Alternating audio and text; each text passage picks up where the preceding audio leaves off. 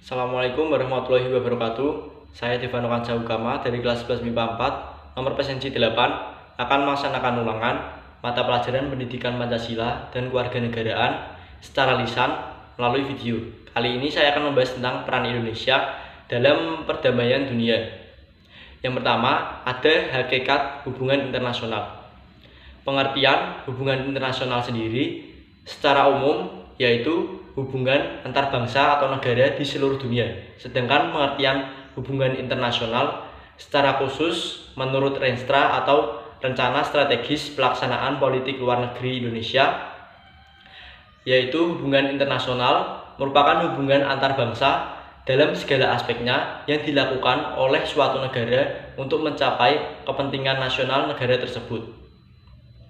Yang kedua, ada perbedaan politik luar negeri, hubungan luar negeri, dan politik internasional. Politik luar negeri sendiri yaitu strategi dan taktik yang digunakan oleh suatu negara dalam berhubungan dengan negara lain. Sedangkan hubungan luar negeri menurut UU nomor 37 tahun 99 yaitu setiap kegiatan yang menyangkut aspek regional dan internasional yang dilakukan oleh pemerintah tingkat pusat dan daerah.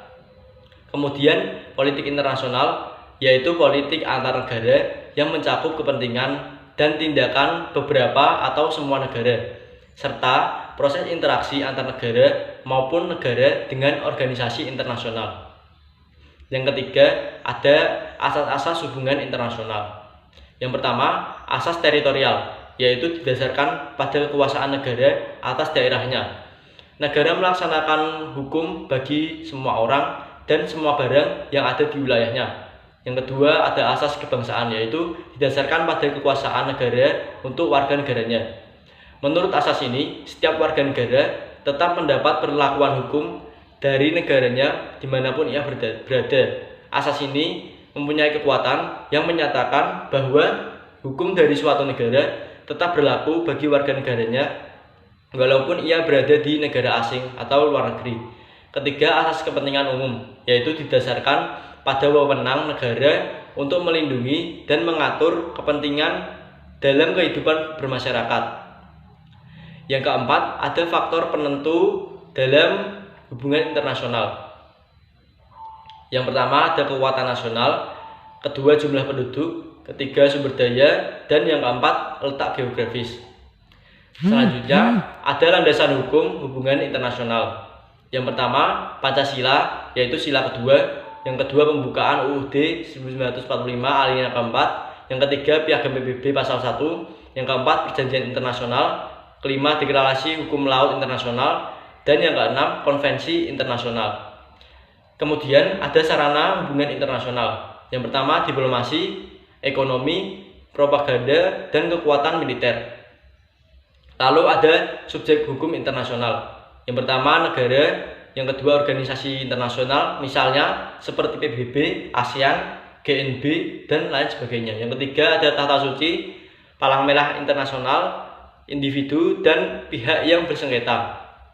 Mengapa hubungan internasional penting bagi negara Indonesia? Itu dikarenakan yang pertama, suatu bangsa yang merdeka tidak dapat hidup sendiri. Yang kedua, untuk menjaga kelangsungan hidup dan mempertahankan kemerdekaan suatu negara membutuhkan negara lain. Yang ketiga, berkembangnya ilmu pengetahuan dan teknologi atau iptek yang cepat membuat suatu negara akan berpengaruh pada negara lain. Yang keempat, tidak selamanya suatu negara dapat memenuhi kebutuhan dari negara itu sendiri. Yang kelima, tanggung jawab sebagai warga dunia untuk mewujudkan kehidupan dunia yang tertib, aman, damai, adil, dan merata. Kemudian ada politik luar negeri Indonesia. Politik luar negeri Indonesia bersifat bebas aktif. Bebas sendiri memiliki arti bebas menentukan sikap dan pandangan kita terhadap masalah internasional dan terlepas dari ikatan kekuatan dunia secara ideologis. Lalu aktif artinya ikut aktif memperjuangkan perdamaian dunia dan ketertiban dunia. Landasan hukum politik luar negeri bebas aktif adalah yang pertama, landasan idil, yaitu Pancasila. Yang kedua, konstitusional, yaitu pasal 11 dan 13 UUD 1945. Yang ketiga, operasional, yaitu Kepres tentang politik luar negeri dan peraturan Menlu. Kemudian ada prinsip dasar politik luar negeri Indonesia, yaitu yang pertama, negara kita menjalani politik damai. Yang kedua, negara kita bersahabat dengan segala bangsa atas dasar saling menghargai dan tidak mencampuri persoalan dari negara lain. Yang ketiga, negara kita memperkuat sendi-sendi hukum internasional dan organisasi internasional.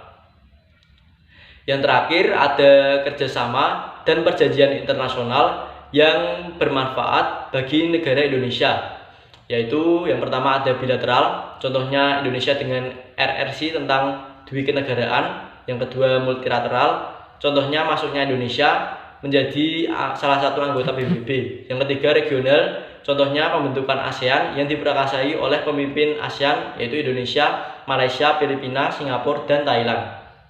Sekian ulangan lisan dari saya. Bila ada kesalahan mohon maaf. Wabillahi taufik wal hidayah. Wassalamualaikum warahmatullahi wabarakatuh.